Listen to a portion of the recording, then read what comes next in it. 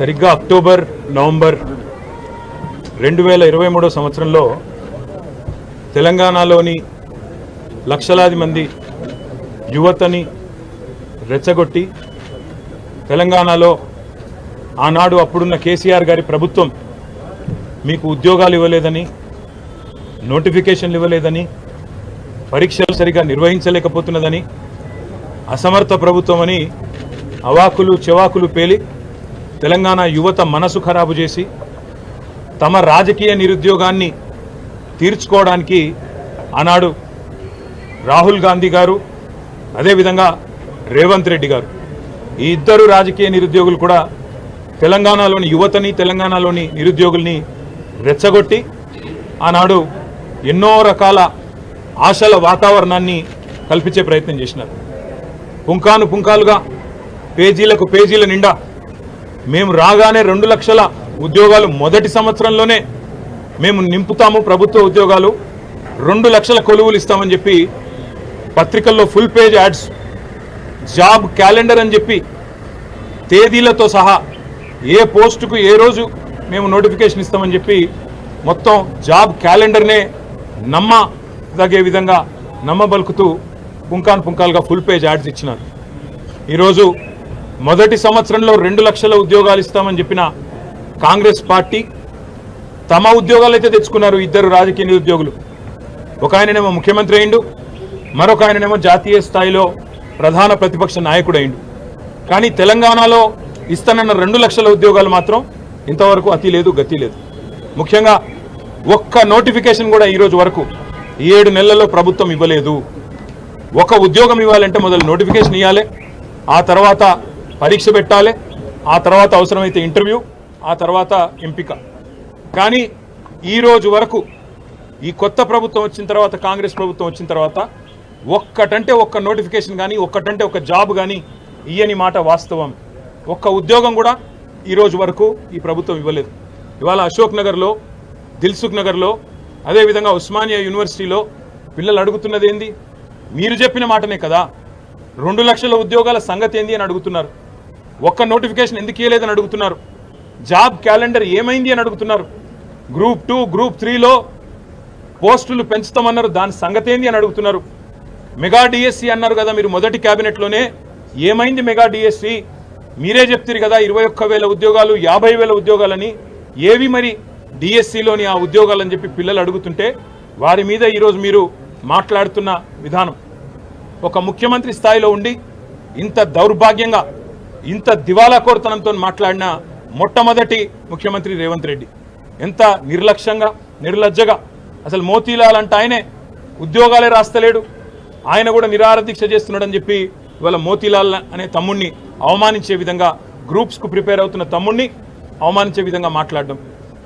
ఎవరినైతే ఏ కోచింగ్ సెంటర్లను ఆలంబనగా చేసుకొని అశోక్ నగర్కి నువ్వు మీ రాహుల్ గాంధీ పోయి 2 ఉద్యోగాలు సంపాదించుకున్నారో, ఇవాళ అక్కడ కోచింగ్ సెంటర్లు నడుపుతున్న యువతని, అశోక్ కావచ్చు, రియాజ్ కావచ్చు, మరొకరు కావచ్చు, ఆ కోచింగ్ సెంటర్ల నిర్వాహకులందరినీ అవమానించే విధంగా 150 కోట్లు, 100 కోట్లు సంపాదించడానికి పరీక్షల పోస్ట్ పోన్మెంట్ అడుగుతున్నారు. వాళ్ళ కోసం, వాళ్ళ స్వలాభం కోసం పాకులాడుతున్నారని చెప్పి వాళ్ళను అవమానించే విధంగా మాట్లాడడం.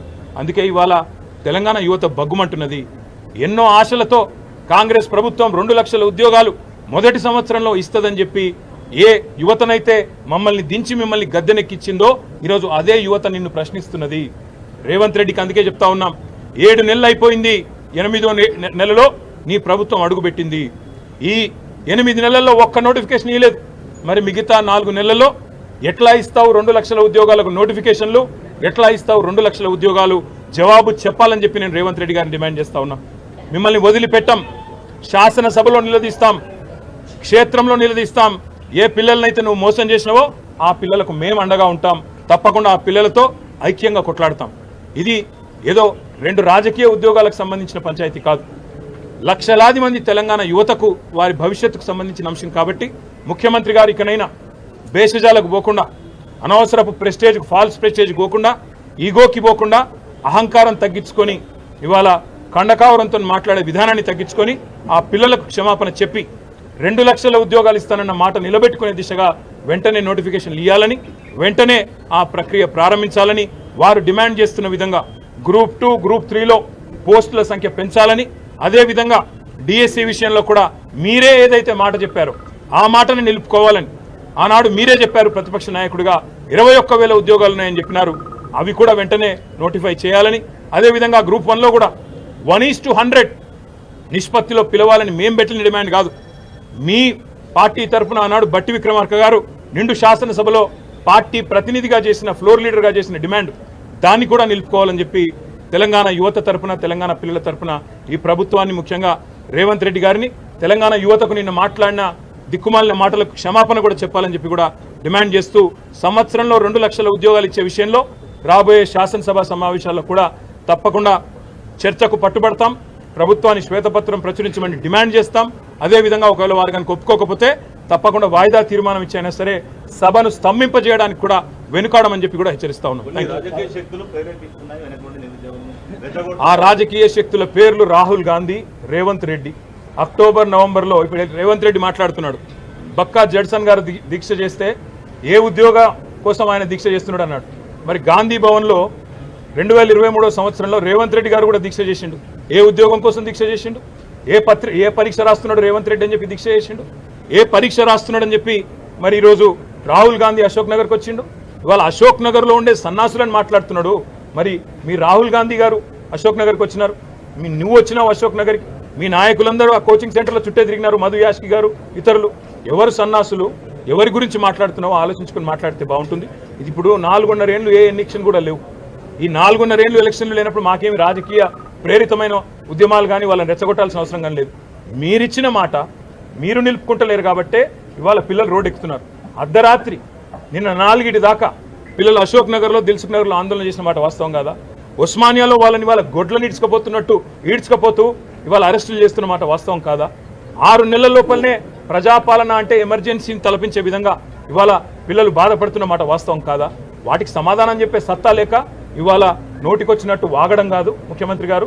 ఇంకా ప్రతిపక్షంలో ఉన్నట్టుగానే మాట్లాడుతున్నాడు రేవంత్ రెడ్డి. ఒక ముఖ్యమంత్రిగా గౌరవంగా తెలంగాణ పిల్లల గురించి మాట్లాడితే ఆయనకు మంచిది, అందరికీ మంచిది, రాష్ట్రానికి సరే. రేవంత్ రెడ్డి గారి గురించి ఎంత తక్కువ మాడితే అంత మంచిది. మేము అనేది ఏమంటే రేవంత్ రెడ్డికి సత్తా ఉంటే, నీ ప్రభుత్వానికి నిజాయితీ ఉంటే, చిత్తశుద్ధి ఉంటే, నువ్వు అంటావు కదా మాట్లాడితే శ్వేతపత్రం అని, ప్రచురించి శ్వేతపత్రం. ఎన్ని నోటిఫికేషన్లు ఇచ్చినావు తెలంగాణ వచ్చినాక? ఎన్ని ఉద్యోగాలు భర్తీ చేసినావు? నువ్వు చెప్పిన 2 లక్షల ఉద్యోగాలు, నువ్వు చెప్పిన జాబ్ క్యాలెండర్లో ఎన్ని మాటలు నిలబెట్టుకున్నావు? స్పష్టంగా ఒక శ్వేతపత్రం ప్రచురించి మీరు చెప్పాలని చెప్పి నేను డిమాండ్ చేస్తాను. Thank you.